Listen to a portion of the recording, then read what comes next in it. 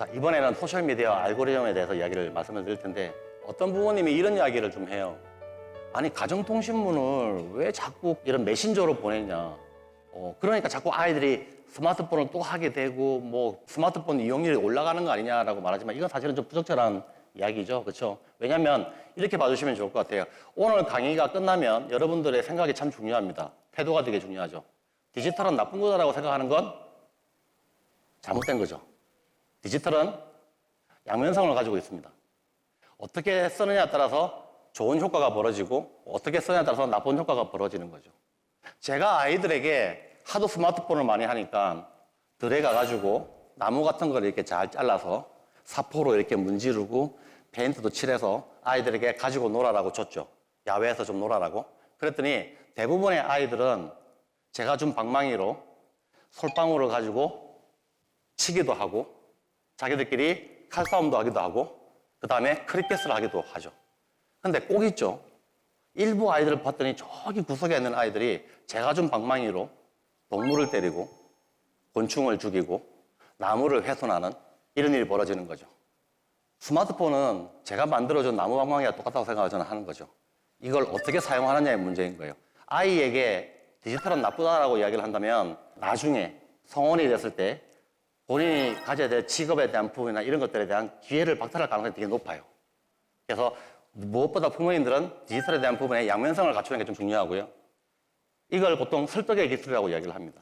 그러니까 SNS, 소셜미디어는 아이들이 집중할 수 있는 기회를 SNS 쪽으로 옮겨오도록 설득을 하는 기술이 만들어져 있는 거죠. 다시 말하면 이건 아이들의 집중력과 연결됩니다. 요즘에 아이들이 공부를 딱 한다고 딱 집중을 하면 몇 초, 몇 분, 몇 시간일까요? 얼마 전에 베스트셀러였죠. 예, 요한 하리 작가 교수가 쓴 도둑맞은 집중력이라는 책을 보면 아이가 책을 펴놓고 집중하는 시간이 65초입니다. 근데 더 걱정하는 건 뭐냐면 집중이 깨진 다음에 다시 집중으로 돌아오는 시간이 23분이라는 거죠. 교육적인 파트에서 이러한 문제가 왜 발생하는 건가 명확하게 어디가 잘못했다라고 이야기하는 사람은 없고 연구도 없지만 많은 부분에서 의심을 하고 있는 게 아이들에게 노출되어 있는 콘텐츠, 그 플랫폼인 SNS, 소셜미디어 여기에 조금 관심을 좀 가질 필요가 있다고 이야기를 합니다. 여러분들이 잘 알고 계시는 조금 전에 말씀드렸던 이마세입니다. 이마세를 검색을 하면 이마세와 관련된 나이트 댄스의 춤을 추천을 해주죠. 그러면 이 추천을 계속 보고 있으면 다른 댄서들의 추천들이 이루어집니다. 이게 여러분들이 잘 알고 계시는 추천 알고리즘이죠. 저희 아내가 10년 동안 냉장고를 썼기 때문에 냉장고를 바꿔야 된다고 해서 제가 냉장고를 좀 알아봐 달라고 저한테 부탁이 들어왔어요. 그러면 저는 모 기업체에서 판매하고 있는 냉장고를 보게 되죠. 그러면 냉장고를 열심히 보고 있고 덮은 다음에 다음날 다시 휴대폰을 켜면 제 휴대폰에 뭐만 뜹니까? 냉장고만 뜹니다.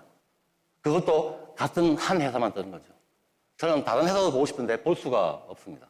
다시 말하면 제가 볼 수 있는 기회를 추천 알고리즘이 막고 있는 거죠. 저는 다른 것도 비교해서 보고 싶고 다른 정보도 보고 싶은데 이걸 막고 있는 거죠. 기본적으로 추천 알고리즘은 이렇게 좋은 기능만 있다고 생각을 했는데 저희가 놓친 부분이 좀 하나 있습니다.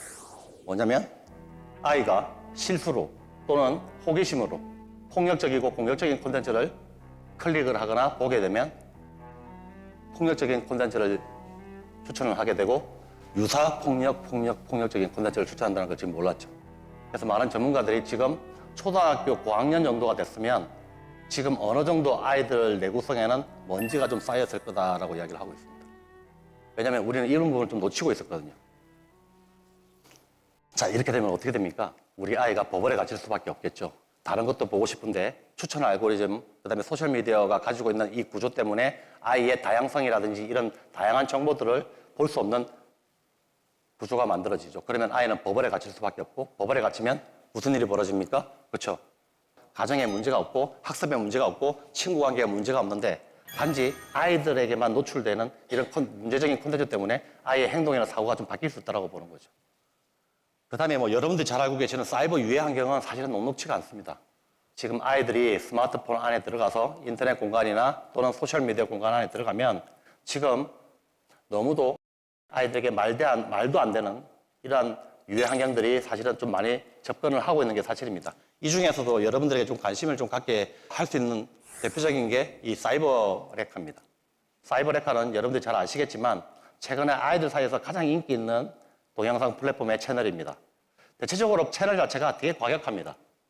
주변에서 일어나고 있는 사회 이슈 중에 주제를 갖고 와가지고 그 채널의 운영자가 이러한 것들을 방송을 하는데 그냥 순수하게 방송을 하는 게 아니라 이걸 과격하게 아주 거창하게 또는 아이들이 좋아하는 공격적인 방송 운영으로 아이들에게 자극을 하죠.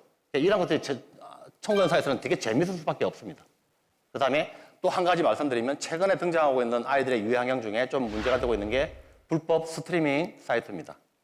아이들이 좋아하는 게 뭘까요? 웹툰입니다.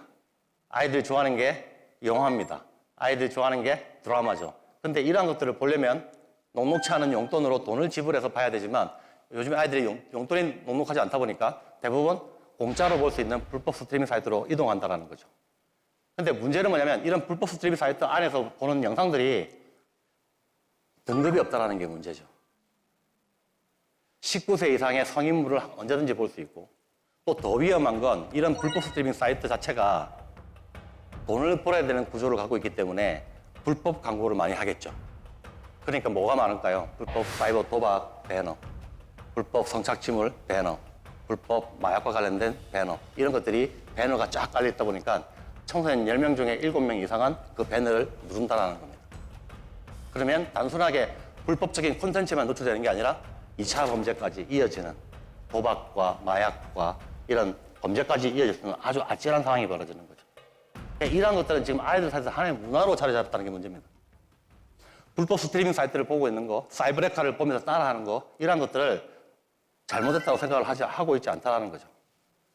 여기에 사이버폭력 실태조사를 좀 주목해 주시면 상대방이 그런 행동을 해서 보복하기 위해서가 10명 중에 4명이었지만 이게 중복 답안입니다.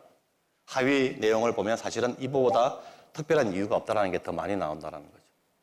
가해 행위를 하고 마음이 어떠냐라고 했을 때 미안하고 후회스럽다는 게 다행히도 10명 중에 6명은 있었지만 또 하위 개념으로 중복 개념으로는 아무런 감정이 없었다는 것도 꽤 많은 상당수의 지표가 나왔다는 건 지금 우리 아이의 사고와 행동이 단순하게 잘못되어 가는 게 아니라 아이들의 윤리나 도덕성까지 지금 건들고 있다는 것도 사실은 지금 많은 고민이 좀 필요하지 않나 생각이 드는 겁니다. 2021년도에 서울시 여성정책과실에서 핵심적인 주제를 가지고 하나 연구를 했는데 91명의 초, 중, 고등학교 학생들 중에 디지털 성범죄를 저지른 가해 학생, 학교폭력 사안입니다. 가해 학생들을 91명을 모아가지고 인터뷰식으로 이렇게 조사를 했더니 지금처럼 자신이 저지른 행위에 대해서 범죄라고 생각하지 못했다는 게 100% 중에 96%라는 거죠. 이건 말이 안 되는 겁니다. 대한민국의 청소년들이 지금 폭력에 대한 가장 중요한 가치, 사람 존중에 대한 부분을 포함해서 이런 폭력이나 범죄에 대한 안전을 위협하는 이 요소들에 대해서 지금 아이들이 상당히 둔감해져 있다. 그래서 이거를 아이들 사이에서는 폭력의 평범성이라고 이야기를 합니다. 지금 아이들에게는 폭력이 되게 평범해지고 있다.